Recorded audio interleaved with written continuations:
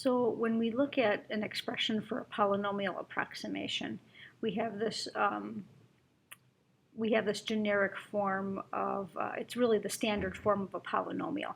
So if we take a look at the standard form of a polynomial, we're talking about a constant term and then a linear term and then a quadratic term and then a cubic term and then a quartic term, and so on and so forth. And so the way we list this then generically is we make it look like the standard form of a polynomial. And so we adopt the nomenclature then that our our a sub 1 coefficient coincides, that subscript 1 coincides with the x to the first power, and our a sub 2 coefficient, the coefficient of the subscript 2 coincides with the power 2 on the quadratic, so that we can have that consistency where we have our subscript matching our power all the time. So in reality, you know, the a sub 0 term is a times x to the 0, where, you know, x to the 0 is just 1.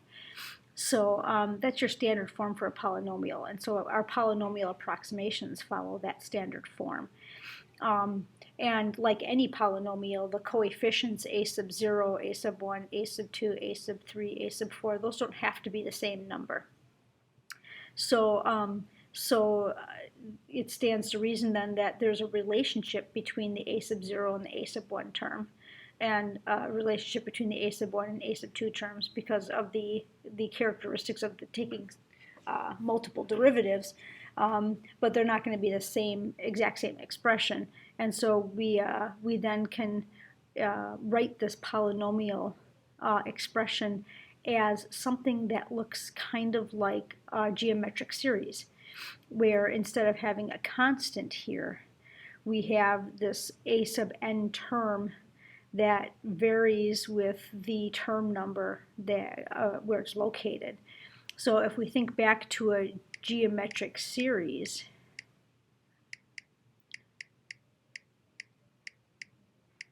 our geometric series looked like a constant, which is why we just called it a without the subscript, times a common ratio raised to the nth power.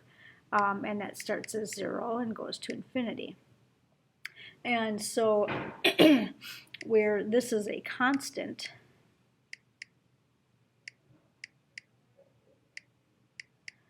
in a geometric series, this is an expression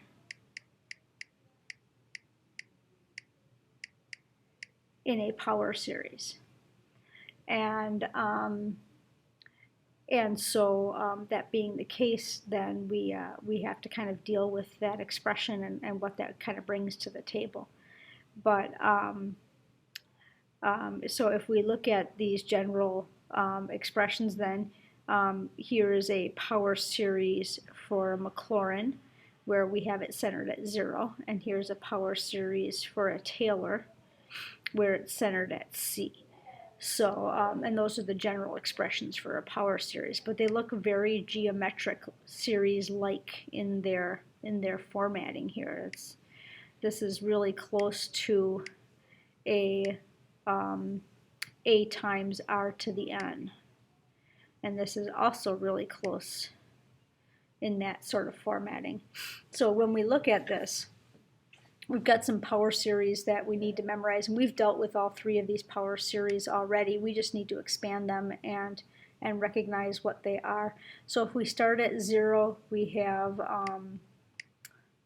in this case, we've got x to the 0 over 0 factorial, and then we have plus x to the 1 over 1 factorial plus x squared over 2 factorial plus x cubed over 3 factorial plus x to the 4th over 4 factorial. So plus dot dot dot. And so x to the 0 over 0 factorial is 1. This is just x. And then we can start with the 1 plus x. Then we can go ahead and write the next term, x squared over 2 factorial, x cubed over 3 factorial, x to the 4th over 4 factorial, and dot, dot, dot. And we recognize that from our last section when we introduced Maclaurin series as e to the x, as a polynomial approximation for e to the x. If we look at this one, we're talking about an alternating series here, as these powers go from odd to even to odd to even. So if we look at this, we have negative 1 to the 0, x to the 2 times 0, which is 0, over 0 factorial. And then we have plus negative 1 to the first power, x squared, because 2 times 1 is 2, over 2 factorial. And then we've got plus a negative 1 squared, when n equals 2, x to the 4th, when n equals 2, over 4 factorial. And so if we simplify that a little bit, this whole thing is a negative 1 to the 0 is 1, this is 0, this is 1, this is 1, so that first term is all 1. This is minus x squared over 2 factorial, because minus 1 to the first power is negative. This is positive, so it's plus x to the 4th over 4 factorial, and this was from that exploration. And of course, with the alternating pattern here, we know the next term is negative. And so when we have the even factorials here, that was our cosine of x. That was in our exploration. When we differentiated, we got this expression. And if you remember back to that activity, we were differentiating sine of x. And then if we look at this one and we expand this one, we have minus 1 to the 0, x to the 2 times 0 plus 1, which is x to the 1, over 2 times 0 plus 1, that's 1 factorial. And then we have a negative 1 to the first power when n equals 1. And when n equals 1 here, we've got x cubed. And when n equals 1 here, we got 3 factorial. And then we have negative 1 to the second power when n equals 2. And when n equals 2, we've got 2 times 2, which is 4, plus 1 is 5. So that's x to the 5th power over 2 times 2 is 4, plus 1 is 5 factorial. And so, and then we know the next one after that. Well, looking at that simplify, let's simplify it first. Negative 1 to the 0 is 1, so we got 1x over 1, or x. This one is negative x cubed over 3 factorial. That's a positive x to the 5th over 5 factorial. So we know by the alternating characteristics here, our next one's negative. And that was our pattern for sine of x. That was also part of the exploration. So those are the ones that we really need to memorize.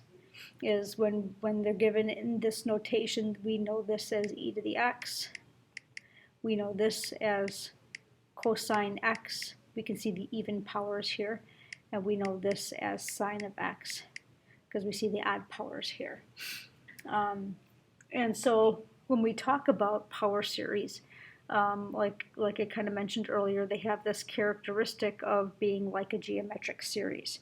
And so when we look at the power series, then we want to talk about for what values of x does it converge.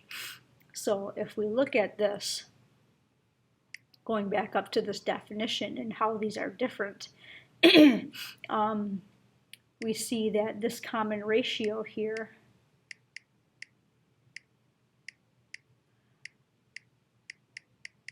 is a number, it's a value, it's a constant,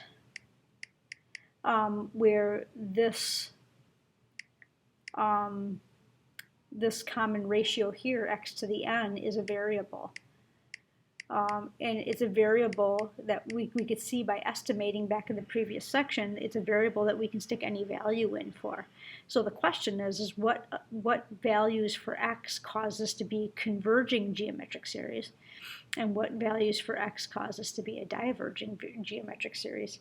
And so that's kind of the focal point of this section, is to determine where it converges and where it diverges.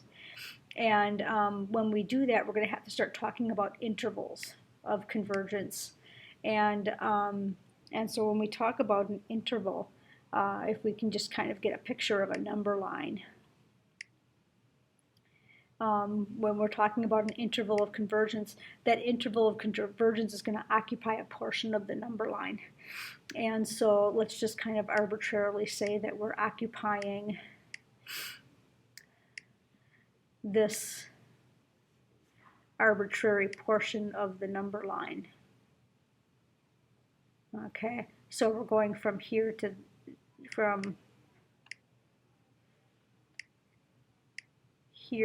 here, and let's say we have convergence anywhere along this red line. The typical terminology then that we have to deal with is, along this right line, we're going to be able to find a center. And that center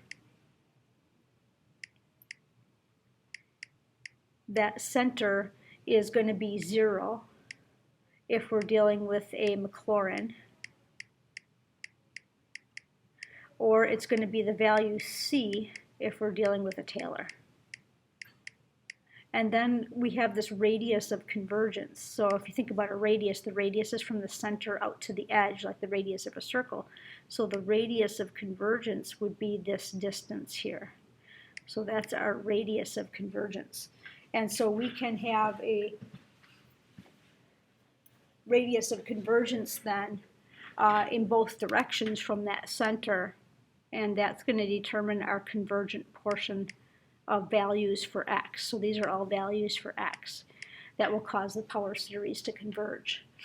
And so this outer section here would be C plus R, and this section here would be C minus R. And so when we determine this radius of convergence, we're going to have to do something that looks really close to doing a geometric series test. And we'll get into those details in the next couple of pages. And then we have to look at what happens at the endpoints. So to kind of put this all together, we find the center just by virtue of what type of Taylor power series, or what type of power series we have, Maclaurin or Taylor. We find the radius of convergence, and then we have to determine whether or not to include the endpoints. So we have to do, in order to kind of pull all that together, we have to kind of go over the notation for closed and open conditions for convergence. So for instance, if we have a closed condition, it's going to look like this, where the endpoints are included. So we have something that looks like that. And so on a number line, we do something like this, where we close in the circles. If we wrote that in interval form, it would look like that. We could also have a situation where we have one that's not included and one that is included. And so the notation for the not included point is the rounded bracket, and then the closed bracket for the included point. And of course we can flip-flop those. And so we have something that looks like that for interval notation. Or we could have neither of them be included, in which case we'd have an interval that looks like that for the endpoints. So just to kind of familiarize yourself with that interval notation. So if we reference our graphic here for what it means to have convergence, we say that there possibly exists this interval of convergence here, and this interval is this how much of this number line, in other words, the values of x are occupied. So that basically it's red space here. So this is our interval, and if you notice, our interval goes from one end of values to the other end in the values, so it goes all the way across all values. So our interval is equal to twice the radius in very much the same fashion that a diameter is equal to twice the radius across a circle.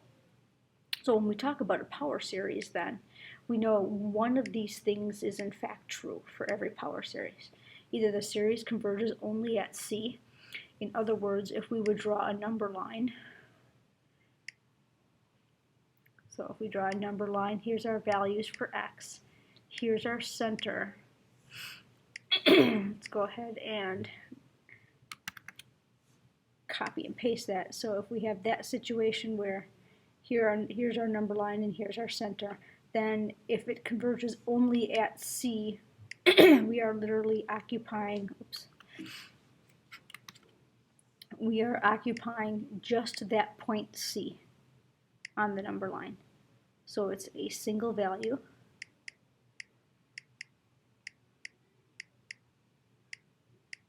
And that's the only value where the series will converge.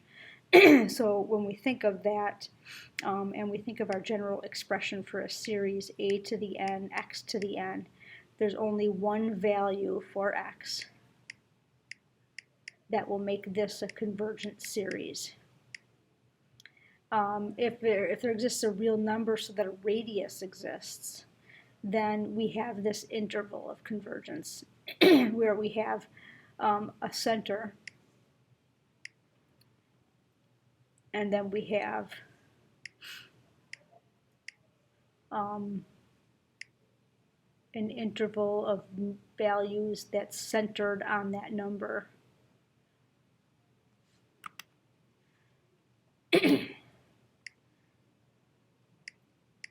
So we have a interval of values that's centered on C that work. So this might be as I expressed on the back page, this would be the value of the center minus the radius, and this would be the value of the center plus the radius.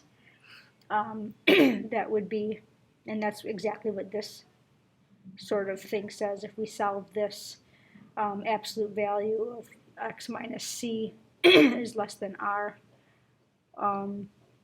If we solve that, that's x minus c is less than r, or x minus c is greater than a negative r.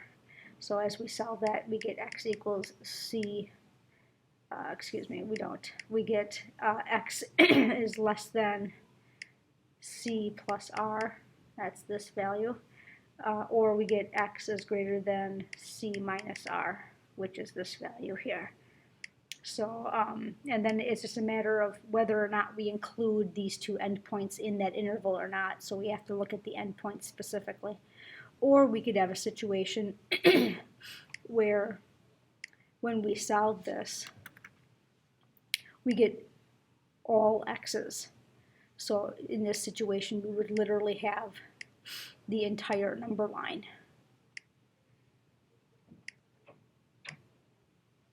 All the values for the number line. That would work and make it a convergent series. And just to give you a little preview, this is true when we look at the sine of x and the cosine of x and e to the x. They'll be convergent for every for any value of x that you stick in that expression. But we'll go through and prove that a little later on. So in order to test, if you notice, this looks really geometric series-like. And we can really just literally compare it to a geometric series if we can isolate the variable x well enough and get it in that geometric series form. Like for instance, this one, we could do a pretty good job of that. But really the test that works for any power series is the ratio test.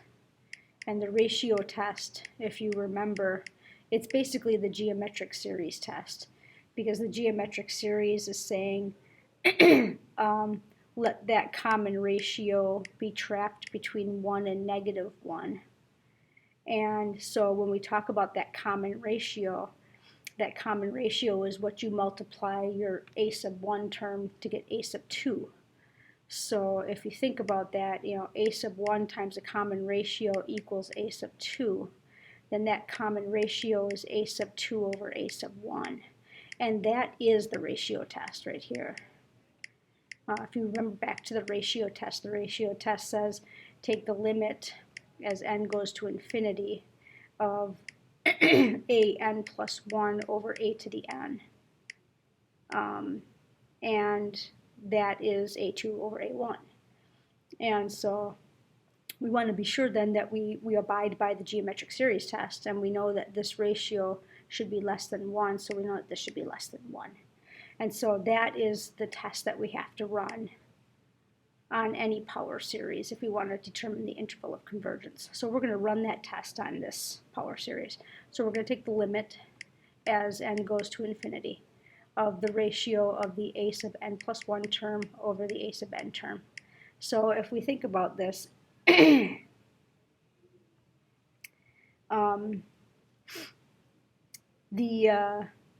a sub n term, the nth term looks like 2x to the n. So the n plus 1 term has got to look like 2x to the n plus 1. Okay, so this is the limit as n goes to infinity of 2x to the n plus 1 over 2x to the n. And so we have to take a look at the limit of that and find the values for which it's less than 1. And so when we simplify that, we have the 2x raised to the power n. We've got 2x raised to 1 more power in the numerator. So we have the limit as n goes to infinity of 2x is less than 1. And so when we solve that, we can take a look at that and say, well, that means we're talking about the limit as n goes to infinity of the absolute value of x, which is less than 1/2. And so if we look at that radius of convergence, that's saying that x is less than 1/2 or x is greater than negative 1/2. And so if we look at that from a number line standpoint, we know that the center is at 0. And we see that because we don't have a characteristic in this power series where we have an x minus c. If you remember that, we don't have a Taylor characteristic here. This is a Maclaurin, so it's centered at 0. And then, so the interval starts at -1/2 and goes to +1/2. And then we've got to check the endpoints. And so checking the endpoints means coming back up here and plugging in -1/2 and +1/2 for x and doing the geometric series test. So if this is our if this is our power series, and we have to look at x equals -1/2. Well, when we plug -1/2 in here, we get 2 times -1/2 is -1 to the n. And so our r in this case, that just turns right into a geometric series. That's where the r is constant because the x is removed. And so we have the absolute value of r equaling 1. And we need it to be less than 1. So we know this diverges, so we cannot include x equal to -1/2. And when we plug in x equal to +1/2, we get then a +1, because 2 times 1/2 is 1, to the n power. And so when we do that, we get a common ratio of 1. Oh, excuse me, this is a -1. I forgot to drive the negative. And that also diverges, so we cannot include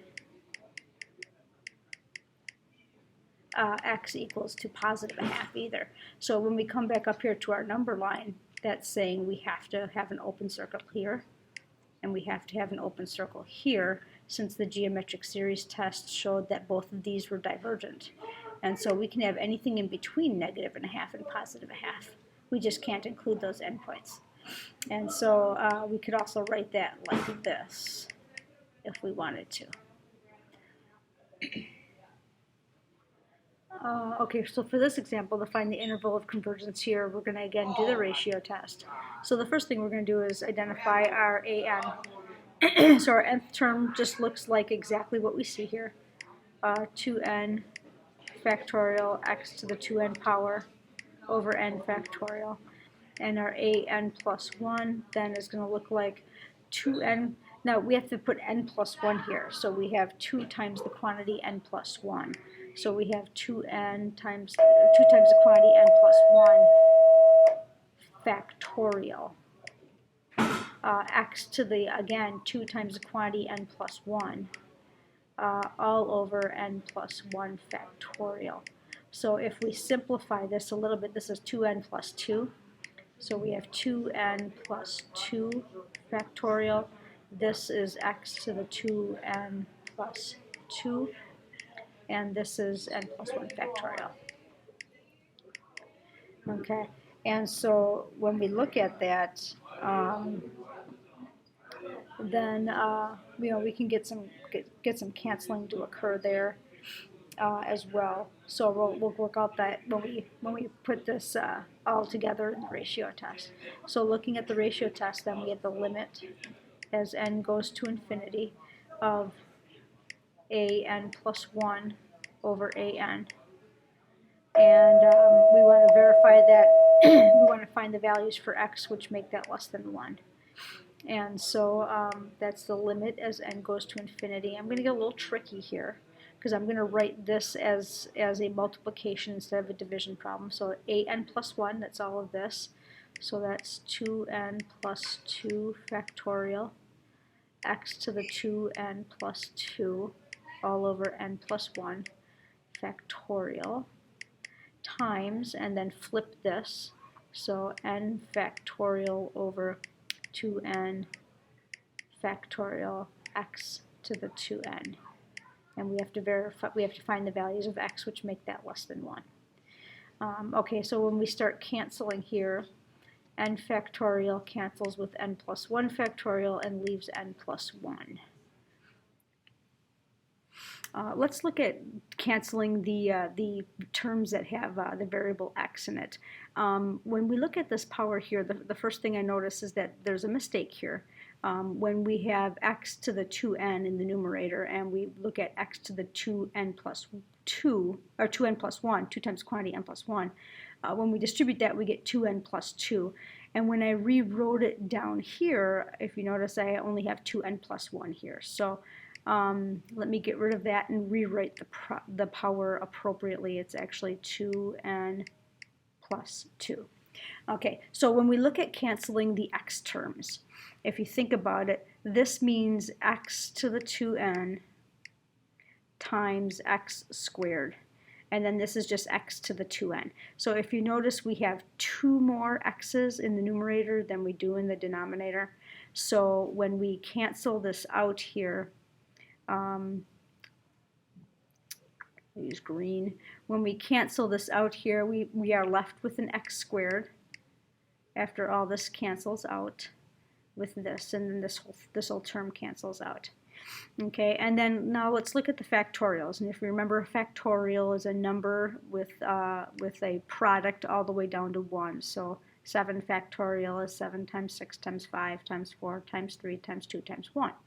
And so when we look at this factorial, this is 2n plus 2 times something that is 1 smaller. 1 smaller would be 2n plus 1. And then times something that is 1 smaller, 2n. And then times something that's 1 smaller, 2n minus 1.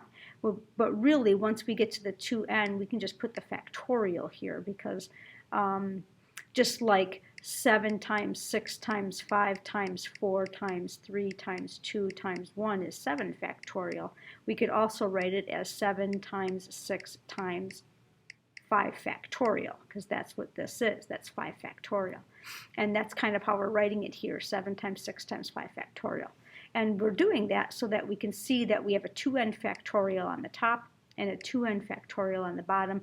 And when we cancel those, we're left with these first two terms, since we had a factorial that was 2 bigger up here than we had here. And so we're left with the first two terms of that factorial. So after we've done all our canceling, then we have the limit as n approaches infinity of 2n plus 2 times 2n plus 1, that's this, times x squared, times 1, divided by n plus 1. And that has to be, absolute value of that has to be less than 1. And so, you know, after we set this up, this is all algebra here. So we're just going to keep going on with this algebra here. So I'm going to rewrite this as a limit as n approaches infinity of the absolute value of, I'm going to factor out a 2 here, 2 times the quantity n plus 1, and then 2n plus 1. X squared over n plus 1, and the only reason I'm doing that is so that you can see you have a factor of n plus 1 in the numerator and the denominator. So those cancel. So what you're left with then is the limit as n approaches infinity of 2 times the quantity 2n plus 1 x squared over 1. I guess I really didn't need to write that, but I will. And so the question is when is this less than 1? And so if you think about it, we're talking about when this value is less than 1. And really, when we're talking about this this expression here, 2n plus 1 times x squared, we're saying really we don't ever have this value being less than 1. I mean, if you think about it, when n is 0, right, we have values for n that go from 0 to infinity. When n is 0, this whole thing, the limit of n as n approaches infinity of 2n plus 1 is 2 times 1 times x squared over 1.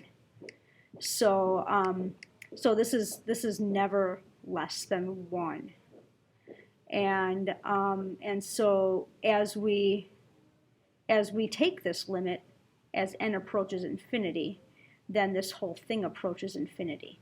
And so that being the case, we really get the absolute value of infinity times x squared is less than 1, and that's never true.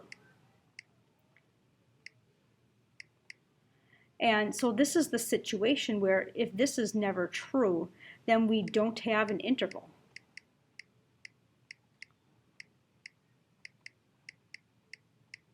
There is no interval that we have convergence on.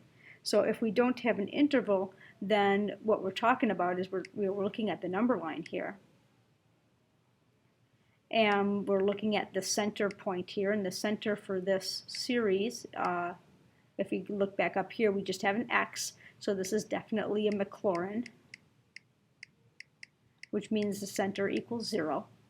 So when we're looking at the center here, which equals 0, there's no interval, so there's no area of the number line that we have convergence on.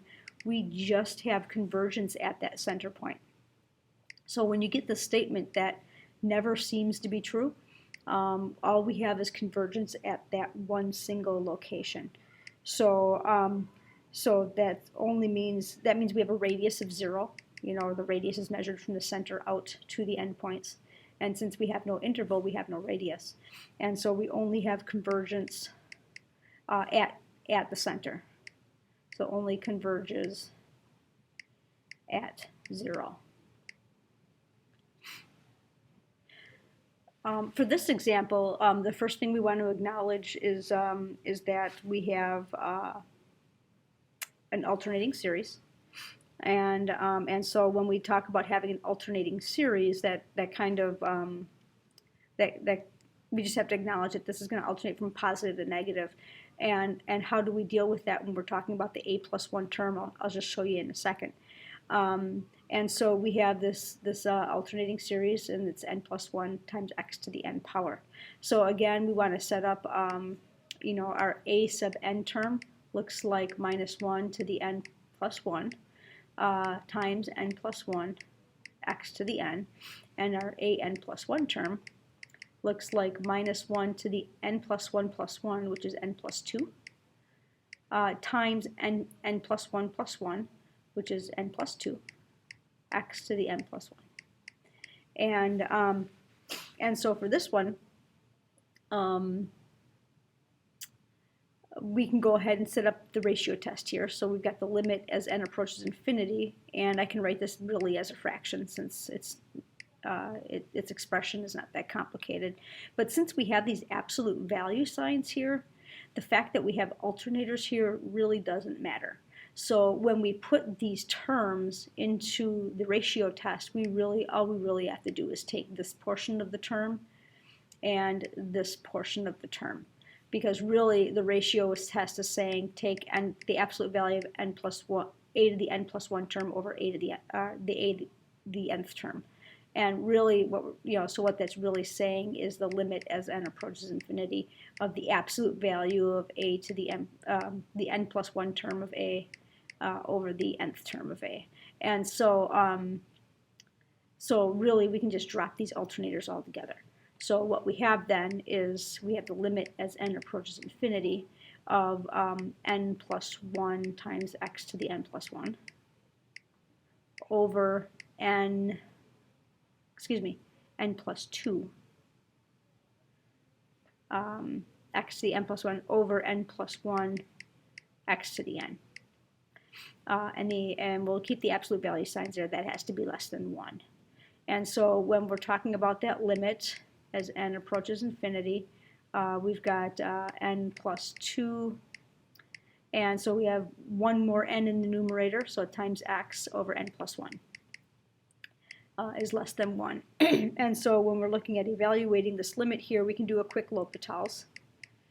Okay, now this is the tricky part, because when we do L'Hopital's, we're looking at taking the derivative of n, because that's what the limit is based off of. So L'Hopital's might be a little bit tricky to kind of grasp, since we're not taking the derivative of x, we're taking the derivative of these two quantities here. Or you can divide by the highest power of n, which is n to the first power. So I'm going to actually do the latter of the two approaches here, just to keep the calculus out. So if I divide the top by n, it looks like n divided by n plus 2 divided by n times x over n divided by n plus 1 divided by n less than 1. And so if I take the limit of this, let's just simplify this so we can see it a little better. N divided by n is 1 plus 2 over n times x over 1 plus 1 over n less than 1. And so as I take the limit here, as n goes to infinity, when n is infinity, this goes to 0, and this goes to 0. So we have 1 over 1, which is 1. So we have the limit of the absolute value of x is less than 1. So what that's saying, in fact, we don't even really need to write this because we've already taken the limit of that expression. We have the absolute value of x is less than 1. And so what that's saying is that we know we have a radius of 0. Okay, we know this is a Maclaurin because we just have an x here. We don't have our x minus c expression. C has to be 0 since there's no brackets here. So we know that we have a center of equal to 0. And so if we look at that on a number line, here's our center.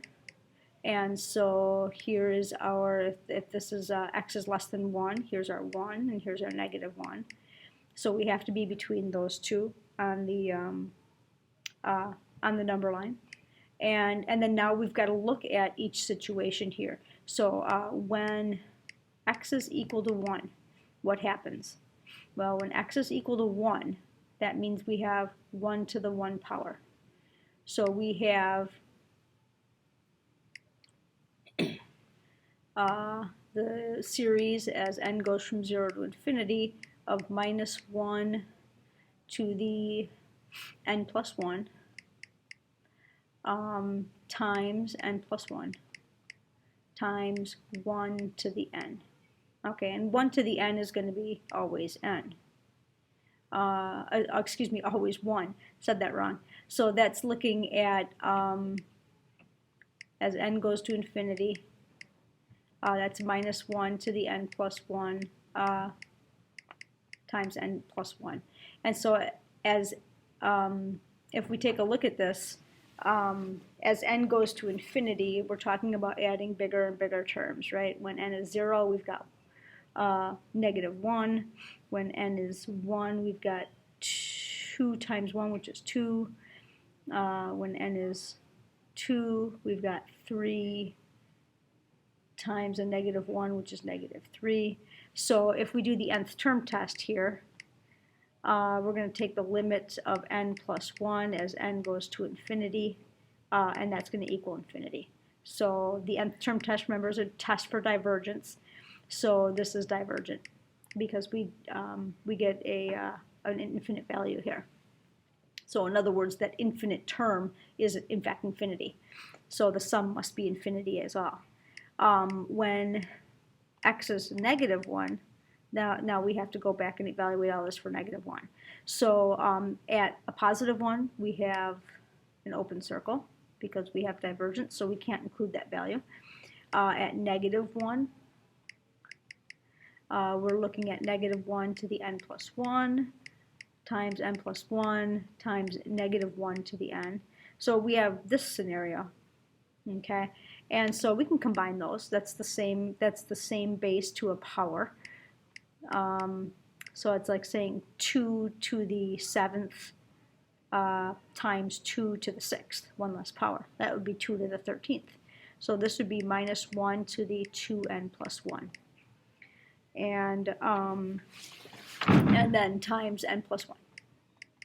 And so when we look at that, again, we can do the nth term test. And when you're checking the endpoints, a lot of times it's going to be an nth term test, or it's going to be a geometric series test, or it's going to be a p-series test. It's going to be one of those real quick tests.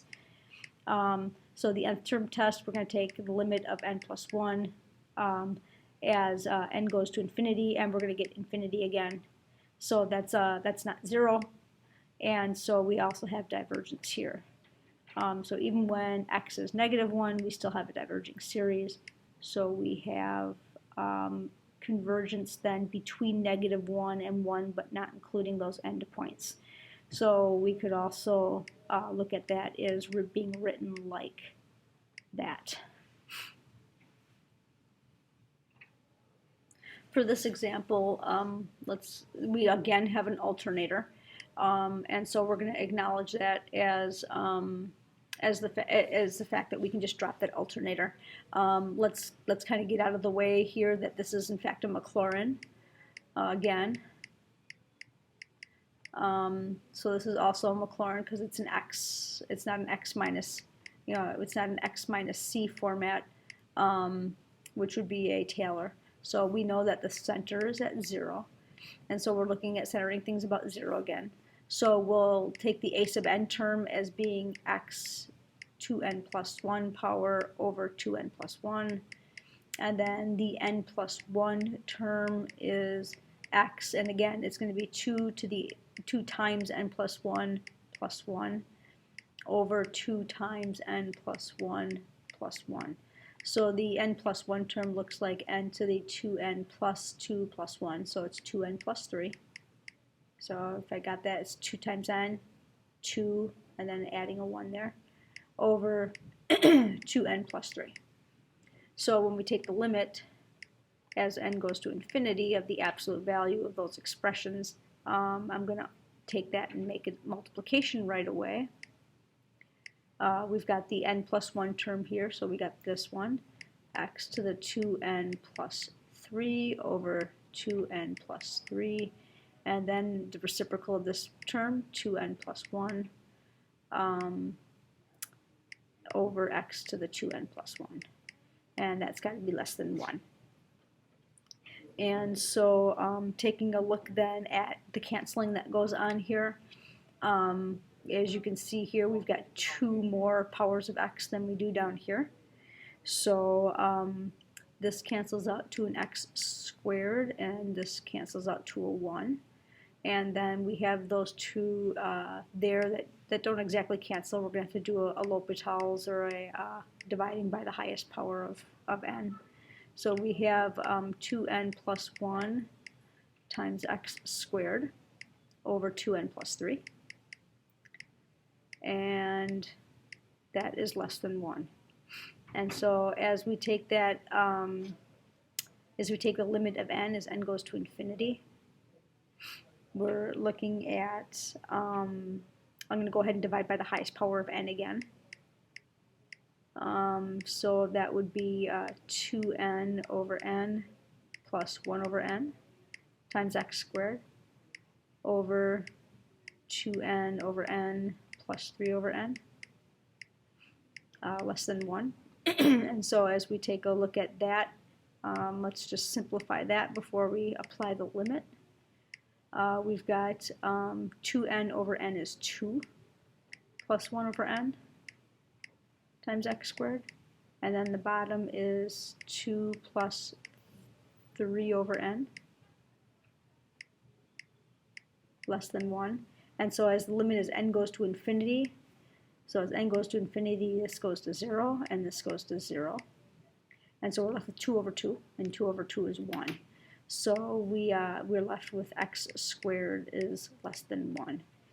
And so if we square root both sides, we're left with then x, absolute value of x is less than 1. So again, we're trapped between -1 and 1. So here's our center of 0. Here's our 1, and here's our -1, and we have to check those endpoints. If you remember back to the first example, just to kind of go back there before we check the endpoints, this one was between -0.5 and 0.5. So sometimes, when we have this coefficient in front of the x here, we know that we're not going to be between 1 and 1. So we're looking for a coefficient in front of x here. If you notice, we didn't have any coefficients in front of x on any of the other examples. So, and so that's why we're stuck between -1 and 1. But it doesn't always get trapped between -1 and 1. So if we look at then when x equals 1, so when x equals 1, we're talking about 1 to the 2n plus 1 power. So we're looking at, as x goes from 0 to infinity, of -1 to the n plus 1 times 1 to the 2n plus 1 over 2n plus 1. So we're looking at this when n goes from 0 to infinity. This is just 1, so we can kind of ignore that math expressions, excuse me, because it does go to 1. Let me clean that up a little bit. We can ignore that math expression because 1 to any power is just 1. So we have an alternator here, -1 to the n plus 1 over 2n plus 1. And so we're talking about really a p-series. You can really, we have an n to the first power. We have an alternating here. We look at the alternating series test. We take the limit as n goes to infinity of 1 over 2n plus 1. And that's 0. That's the first step of the alternating series test. The next step of the alternating series test is, does the next term get smaller than the term before? So as n gets bigger and bigger, does this whole thing get smaller? And the answer to that is yes. So it passes the alternating series test, which means we have to include 1 as part of the solution. Okay? When we look at x being -1, we're looking at from 0 to infinity, we're looking at -1 to the n plus 1, that's the alternator, and then we're looking at putting in a -1 for x. And so we have to combine those terms because again we have like bases there. And really what we have to look for is whether or not this remains to be an alternator. If this is still an alternator, then we still have convergence. If this doesn't alternate anymore, then we have a divergent p-series because we have an n to the first power. So that's really the characteristic we're looking for here. So as n goes from 0 to infinity, like bases, so we have a minus 1 to the, let's see, we have a 2n plus n, we've got a 3n, and then plus 2. So we have to figure out if that alternates or not. And then over 2n plus 1. So let's kind of figure this out here. So does the power 3n plus 2 alternate from odd to even? Because that's going to make this then alternate from -1 to +1 and so forth. So n equals 0. 3 times 0 plus 2 is 2. Okay, n equals 1. 3 times 1 plus 2 is 5. N equals 2. 3 times 2 plus 2 is 8. N equals 3. 3 times 3 plus 2 is 11. So this is enough for me to say yes, it alternates. And so if it alternates, then we know we can just kind of point back up here. We don't have to go through these checks too formally. It does alternate. We know it's an alternating series. We know the test is going to look exactly like this. So yes, it converges. And so we know we can include this other endpoint -1. So we have that interval of convergence, which of course if we write it in interval notation would look like this with the squared off brackets. We started out this section talking about some power series we needed to memorize, and so I just kind of wanted to go back to those 3 power series because they are really common and you'll see them throughout the rest of this unit. And these 3 power series, if we look at the intervals of convergence for these 3 power series, they all behave in the same manner. If you remember back to the activities, we saw the cosine of x and the sine of x on our graphing calculators, and we saw how it matched exactly the cosine and the sine shapes, and then just kind of peeled off at either end in its polynomial-like characteristics. And then same with e to the x, it would just kind of peel off at either end, according to its polynomial characteristic. But the more terms we wrote out here and the more terms we graphed, we saw that we gained a little extra part of the curve. So, for instance, for cosine, as we're watching that curve go like this, our polynomials would, peel off of here, and then the next degree would peel off here, and then the next degree would peel off here, and so on and so forth. But the more terms you wrote, the farther along this oscillation you went. And that's a good indication that if we look at the radius of convergence, it's going to converge for every value of x. And so I just wanted to go through one of those examples to show the radius of convergence and what that looks like when the radius of convergence is valid for every value of x. And we'll use the e to the x function to kind of talk about that. So we know that e to the x can be written as a polynomial approximation that looks like x to the n over n factorial. And so we'll go ahead and do the ratio test on this. And so if we take a look at the limit as n goes to infinity, and our a sub n expression looks like x to the n over n factorial. Our a to the n plus 1 expression looks like x to the n plus 1 over n plus 1 factorial. So I'm going to write that as a multiplication instead of a ratio. So we have x to the n plus 1 over n plus 1 factorial times the reciprocal of this. So all I'm doing is taking that, that ratio test, which is a ratio of the n+1 expression over the n expression, and I'm writing it as a, instead of a ratio, I'm writing it as a multiplying by the reciprocal sort of thing. And that has to be less than 1, non-increasing nature. And so if we go ahead and simplify this, we see that we have x to the power of n, we have x to the power of n+1, so we have one more x in the numerator there. We see we have an n factorial here, and an n+1 factorial means n+1 times n times n-1 times n-2 times n-3 times n-4, and so on. And all of that is just an n factorial. So we have an n factorial that cancels out here.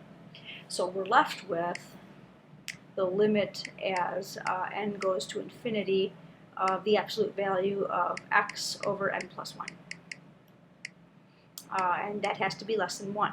So if we evaluate that limit, as n goes to infinity, this whole thing goes to 0. So we're looking at the absolute value of 0x, which is really the absolute value of 0. And when is that less than 1? Well, this is always true. 0 is always less than 1. So if it's always true, then that means that if we look on the number line for the values of x, and we look at this, we know it's a Maclaurin, we know it's centered at 0, since we have no x minus c term, it's just an x term. So if this is always true, that means for all of these values of x along the entire number line, no matter what we put in here, we can put anything. We can put anything in for x, and we will always get 0 is less than 1. So that being the case, that means that this entire number line, we can pick from any x on this entire number line and get a true statement. So for this situation, then the values of x are those values that are all real numbers. And so we call that, since we can go infinitely in this direction and infinitely in that direction, we say we have a radius of infinity, or we have an infinite interval of convergence.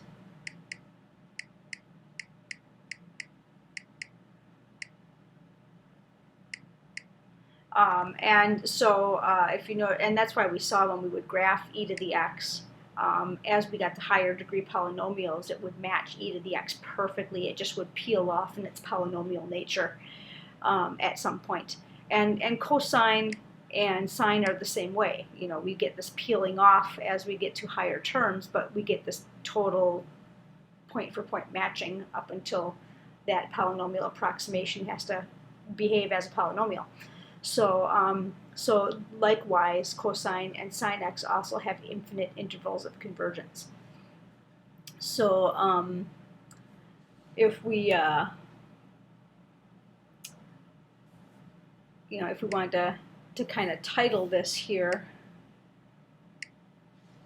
we can kind of scooch all of this down here, then we can kind of title this as power series with infinite power series with infinite intervals of convergence. So that's what it looks like when you have an infinite interval of convergence. You have this expression that no matter what value you put in for x is always true, which gets you any value for x as an option for convergence.